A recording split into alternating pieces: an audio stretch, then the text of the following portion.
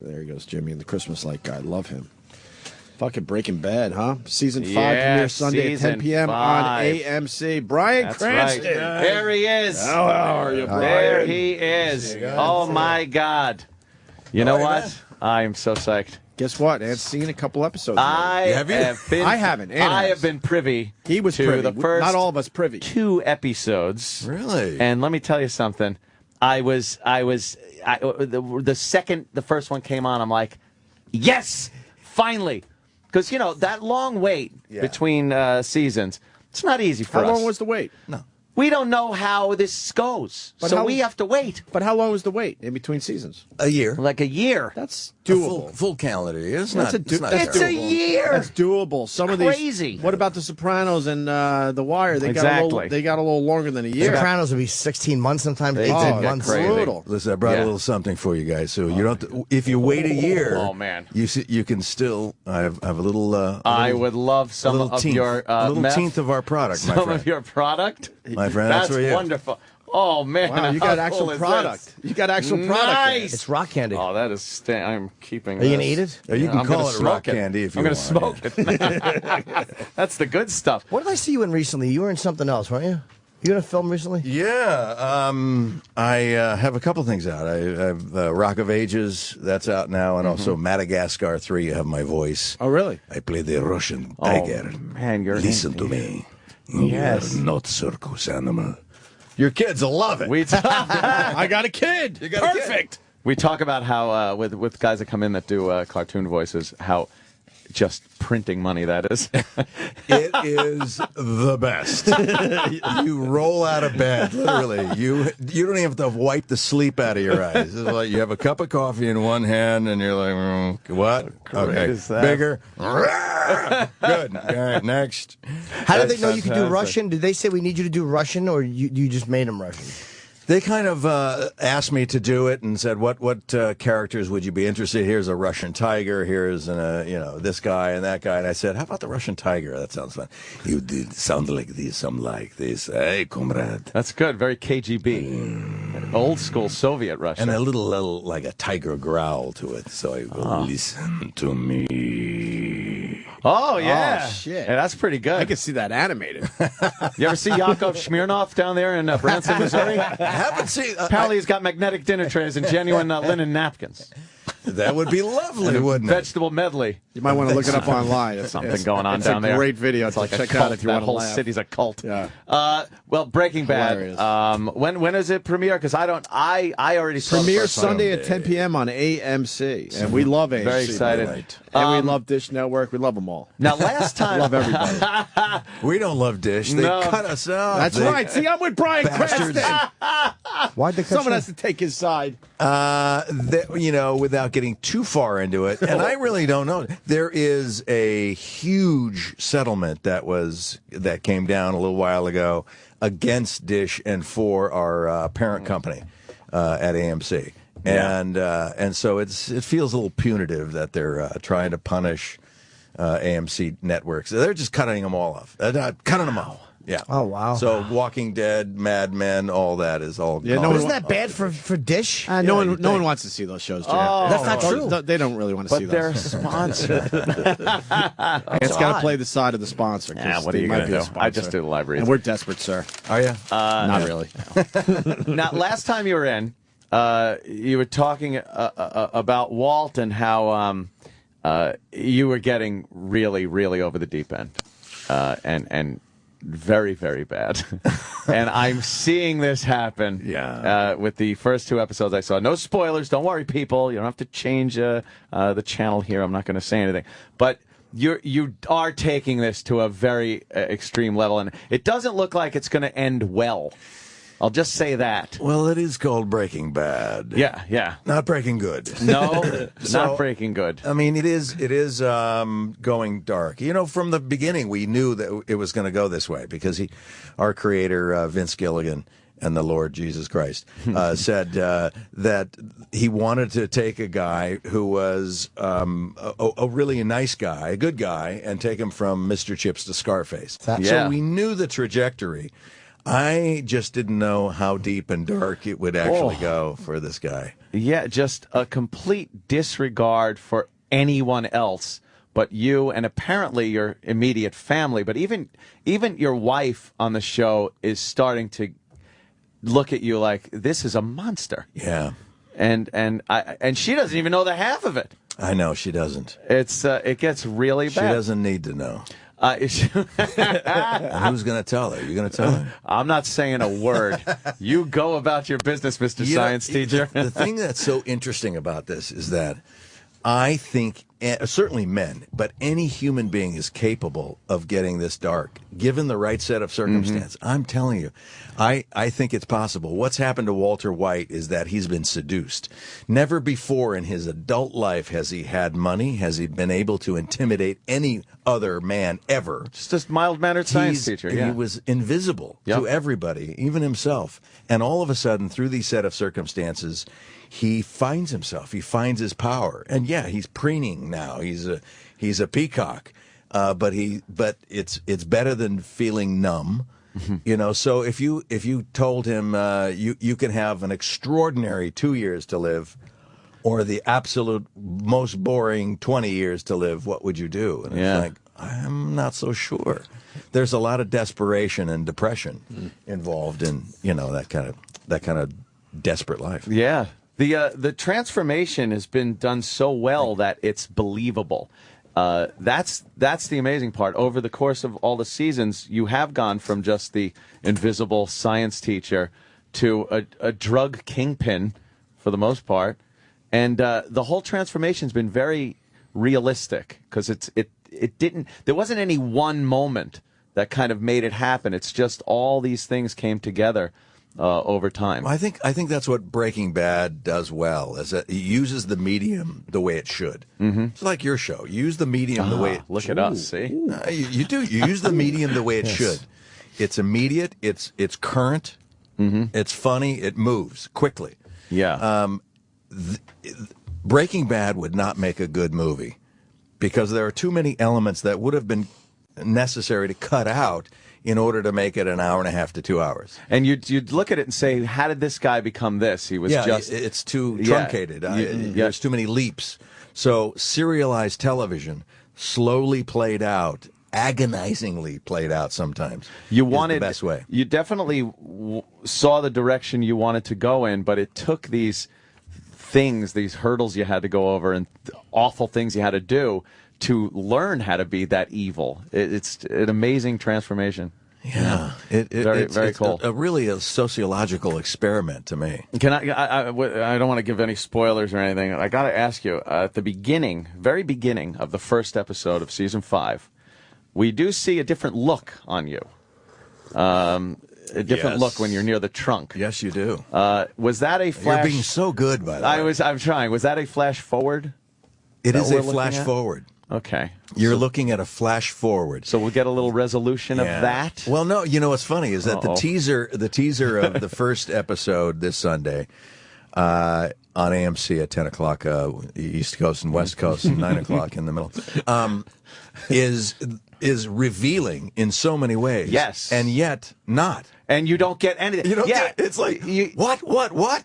And then you realize, what did I just see? That's what I was doing. Yeah. I was literally craning my neck, looking up, going, what's in there? What is, like thinking I'd see something different if I looked the other way. Yeah. It's been such a compelling show. The suspense is great. The second episode of this season was edge of your seat.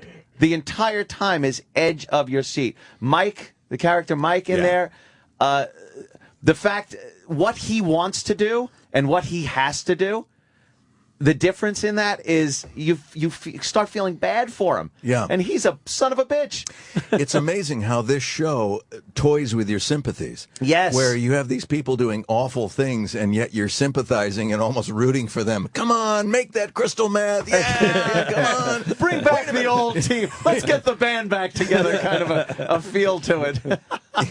Exactly. It really is. Housewives saying, "Oh, maybe if we just warn him with shooting his kneecap as opposed to killing him." I think that I don't think we have to kill everyone. That just goes to show how well the writing is, because It's really brilliant. How do you get somebody that's so awful of a person and make him sympathetic? What was so interesting about Vince Gilligan's jump into this is that historically television has always been about staying the same. Mm-hmm. Every single character that you know and love in the past, you could turn on the television. There he is. There's my guy. My pal. He's always the same. I can depend on him. And this show has always been about change. How can we change? And just when he comes to a certain point, change him again. Yeah. Get him darker, get him moving. And then what about my wife, who is, she's a loving, caring oh, wait a minute. Maybe she's changing too. She's got a little in her, yeah. Everybody's changing. Yeah, she's got a little bit of evil in her too. But I think it's almost like she didn't realize how bad this was going to get, and how far you drag your family into all this. And what is initially, I guess the motivation was dying of cancer, have to take care of the family. So it was a noble effort. Right. When you started. But how did it get so evil? What is it in the character? Is it the fact that the character just didn't want to be bored for the rest of his life? Well, if it's been a hypothetical that we've all played. If you had a year to live, how would you live your life? And this poor bastard's thinking, I'm just going to wither away, and my wife's going to empty my bedpan and we'll blow through whatever little savings we have, and that's the legacy I'm leaving. No man wants to. You want to have some control. So for the first time in his life, he makes a bold move and says, by God, I'm going to do this thing because I know how. The one thing I don't know is what to do with it. I don't know how to sell it. So that's why he needs Aaron Paul's character, right, Jesse, in order to come in to distribute the thing. Simple plan, make a bunch of money, give it to my family, die. There it is. It doesn't. But he realizes once you sell your morality for cash, you're lost. There's no line. You try that to you can become stop someone at. you're not. You're lost. So you paint like a real picture of this guy. Like as an actor, how much of that do you do beforehand? Or how much of it do you do just from the script? Or will you go home and think like, who is this person? Or what? How do you see it when you play somebody like that? Not anymore. When you first start to put a character together, you ask that question a lot. Where is he from? In fact, most actors, including myself, will do what's called a backstory. You'll write your own backstory. His education, where he was raised, teachers, things like that. That just helps fill in the blanks for you. And some of it may come to fruition. Some of it may never be known except to you. But you start doing that so you have more anchor points. The more that an actor knows about a character, it gets inside of him or her, and you feel more comfortable in how you portray it. After a certain point, I don't have to think about it anymore. Right. I just live it. I slip into his wallabies, put on the glasses and the chinos, and I go, there you are. Well, how much different of a guy is he from you?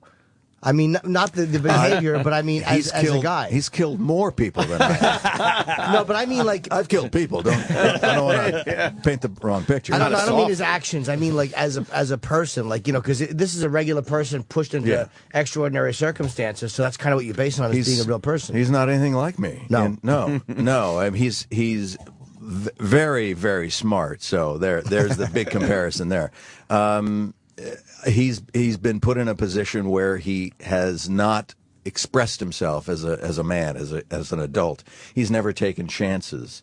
My whole career is being an actor and being in the arts. You're taking chances constantly, and you have to get comfortable with that.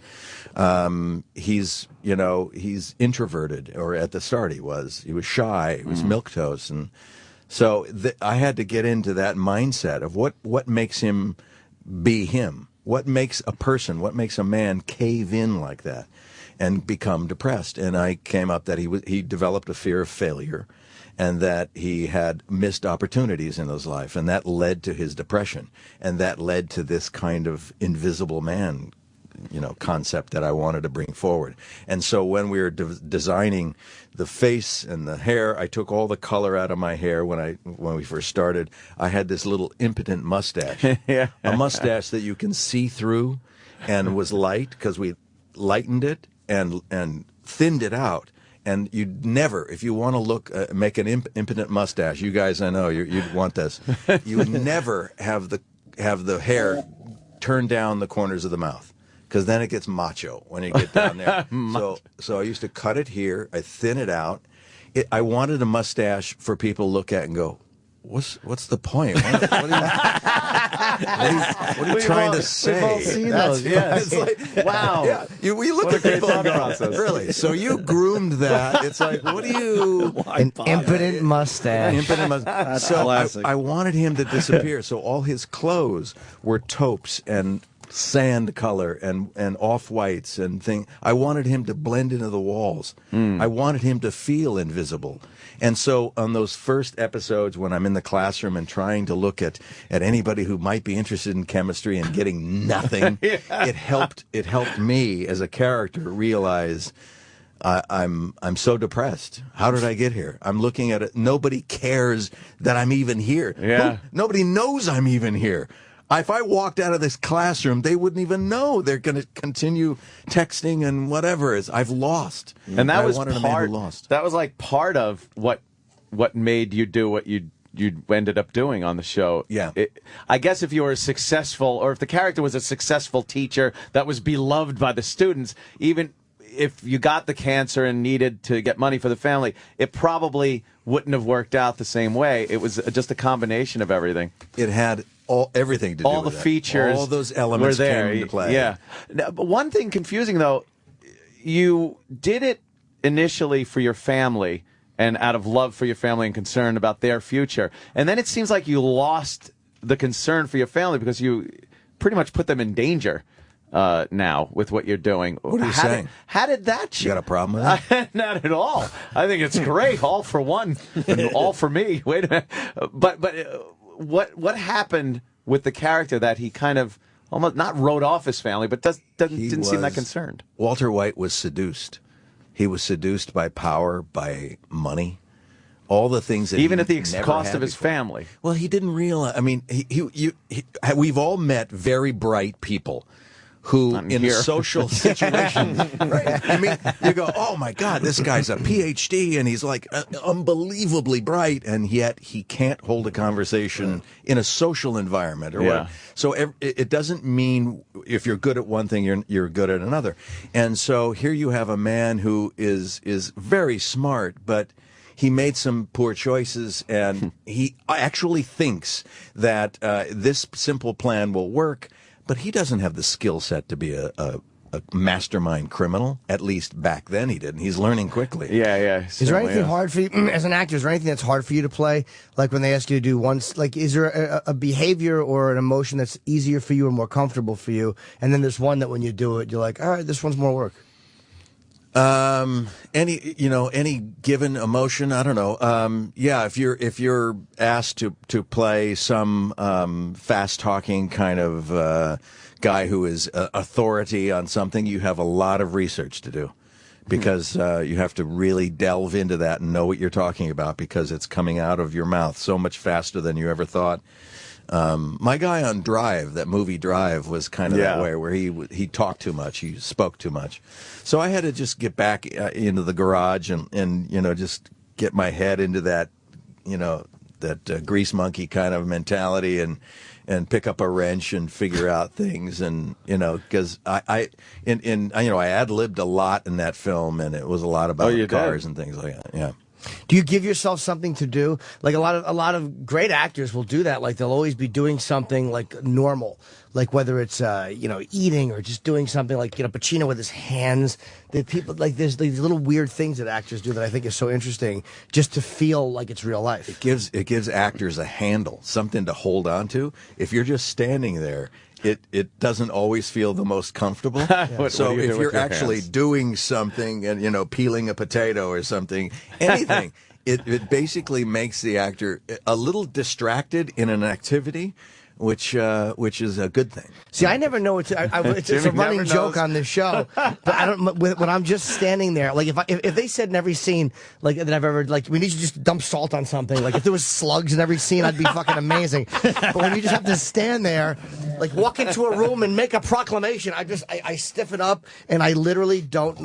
I watch hands so much when people act because it's so hard to be natural and conversational. Like right now, my hands are just dead. You don't think about it when you're talking to someone on the street. Your hands are doing what they do. But if you were told to speak to a person on camera, now you're conscious of everything. Like we were having this conversation. If I had written this conversation out and we were having it, you'd be sitting there as natural as you are, and my hands, I'd be like, I'd be raising them. I'd be fucking poking things. Just. And then they'll tell you, no, you're moving your hands a lot. Put them to your side. Let's do another take, everybody, and just keep your hands to your side. Now you're thinking, get my hands on my side. I've been moving my hands. Exactly. And now they like frozen down. Yeah. Jim, this is whose life is it anyway? You can't be moving your hands around a lot. Must be quadriplegic. Like, remember, Jim, you're paralyzed from the neck down. So the movement thing is a little bit of a problem. I'm always interested in how guys do that. Maybe they just don't. Maybe you're just so good you don't think about it anymore. But I'm fascinated by how you can make that so fucking natural. It's so hard to do, man. It does look really hard. It's supposed to look hard, but it look easy, but it is actually very difficult to do. Are you comfortable around guns? You do a lot of gunplay in the show. Well, my character is not. Yes, he doesn't know from that world. So no, he's not too comfortable. When I was a kid, I used to shoot rifles. And doing some competitive shooting, and that was fun. I enjoyed that. Yeah. So I know my way around a Oh, gun, okay. so. Yeah. I guess you're more apt to poison somebody or something like a little more drink science oriented. Yeah. Wait a minute. Did he touch my coffee? Yeah, that was. I love the idea of incorporating science in killing people. Yeah, there's more of that coming up this year. I don't doubt it. It does work well, and your loyalty to Jesse. It seems like it's there in the criminal element of what you want to do, but as a person or friend, you have really no respect or like for this guy. Well, I don't know. And I think he idolizes you. He still calls you Mr. White, which is very odd to watch very after everything sign of respect. you've I done. Like that. I think it's more a sign of him kind of still being a child in the classroom and calling you Mr. White. But yeah, you personally, on a personal level, you've done horrible things to this guy. Well, I don't know. I mean, if he ever finds out what I've done, yes, there will be hell to in pay. trouble. Yeah. But he's a great actor, and he's fun to work with. He's supposed to be here, right? Yeah, I was going to say great actor, not very prompt. He's not very punctual. He doesn't own a watch. He has no clue what time it is at any given moment. Yeah, they said he was in traffic. He's stuck in traffic. Yeah.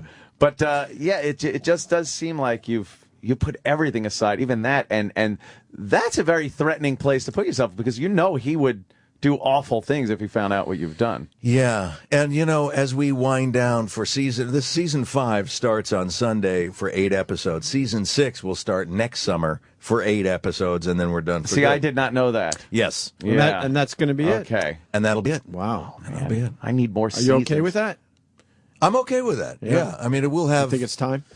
Yeah. I mean, given the conceit of the story that this man had 2 years to live and he's still going to die of lung cancer, if not of something else beforehand. But yeah, I want to stay true to what we told the audience and be fair with that. And you don't want to do like MASH where the Korean War's 11 years. 11 years. I thought this was supposed to only be 3 years. Yeah. Like, the Beatles are playing in the Korean War. It's like, really? Was it 11 years? Yeah, I guess it was. Yeah, wow. It's time to move on. It's time to move on. Close it down. And well, you got the Total Recall movie. When is that coming out? That comes out August 3rd. It's coming out soon. Yeah, August 3rd. I can't wait. Very cool. I can't wait for that. Very That's cool. going to be huge. Absolutely, it is. Do you remember? Here's an odd question. Do you remember the last time that you were lousy? Like something you did like years ago that you're like, oh God, was I awful in that? I wasn't too kind to my wife the other day. No, I mean as an actor. Oh, oh yeah. Oh sure. In fact, friends of mine have a humiliation night where they ask actors and performers to bring your worst shit over. And wow. You know how easy it is to be me and bring everything? No, and see, that's it. You have to call through that and say, this is the worst I've ever been. What a great idea right? it is. And you drink. You're drinking all night long, and you're laughing at everyone else's horrible performances. Great. It's great. You're just ripping each other completely. We've had some of the stand-ups come in, and we played some of their early material and some of their videos, and we've actually we played shit that we've done on the air. It's humiliating. When we were first on the radio. Just happy to be there. That's right. 5 minutes after the big hour, 5 o'clock here. Just embarrassing. Yeah. But that's got to be pretty nerve-wracking, just sitting there with your friends goofing on your work. The last time we did it was with Seth MacFarlane. He was over, and we were drinking, and he did an on-camera thing on Star Trek, the TV series, and he was really stiff and in the background, and he was doing it and marching. It looked like he had something stuck up his ass. It was funny, so funny. It is embarrassing to watch, though. Even though you're getting laughs from your friends, it really is on some level like, oh, God, is that rough? What did you bring? I brought this thing called Crisis Counselor, which was a really bad one of the early reality shows back in like 1980, I want to say, and it was kind of an improv show dealing with therapy sessions, group therapy sessions, and they would only tell you basically what you are, and then everything else just comes out. And I played this guy who who was married, and his wife is pregnant, and he has a male lover on the side. And I was told, you need to make this right on the show. You just need to say, what's wrong with this? And I went, really? That's what and so my arguments were, like, I don't know, I just, she was a little sick, so I thought I'd step away, have myself a lover. Were you playing it up like that? Not unlike any other guy would do. Go get yourself a male lover. When your wife is pregnant, right? And it's like they're looking at me like, "What? You're such an ass!" And so everybody else on the panel was throwing daggers at me, and I'm trying to this weak argument. Anyway, we had a blast. They carved me up quite a bit on that one. Do you know how? I guess back then you'd never thought this would end up for public consumption, but all this stuff can be found on YouTube and stuff. Everything's available. And back then it was like, all right, that's gone forever. There's it's no way never going to see the light of day. It'll never surface. And ever here again. you go. Here there it you is. go. Oops. Yeah, that's Yep. They're telling us you have to leave. They're telling us that you have to. So Bryan Cranston, Aaron Paul is in traffic. But Breaking Bad Season 5, it's Sunday, 10 o'clock on AMC. Mm-hmm. And where can people get it if they're on Dish or something, they don't have it? Is there another way to see it? iTunes, Netflix. Yeah. Right? I think those are the places. We do on demand. Really on demand. It's great. Great. All right, so there's a way to see it. Absolutely. Great show and you're a tremendous actor. I love it. If you have not seen it, you have maybe the weekend to do a big long marathon, 4 seasons catch up. I would do it. I'd run 2 TVs at once and do 2 episodes at the same time. It's fantastic. Wow. I love it. And like I said when you were here last time, the first episode of the first season grabs you. Yeah. The only comparison I have really is the Lost pilot was like that when all of a sudden there's a plane crash, people walk around and they're like, what is going on here? Yeah. And you have to stick around for it, and that's exactly what Breaking Bad is. Fantastic show. Huge fan, Bryan. Appreciate it. Thanks, guys. Love it. All right. Appreciate it. Sirius XM. This is the Opie Anthony Show.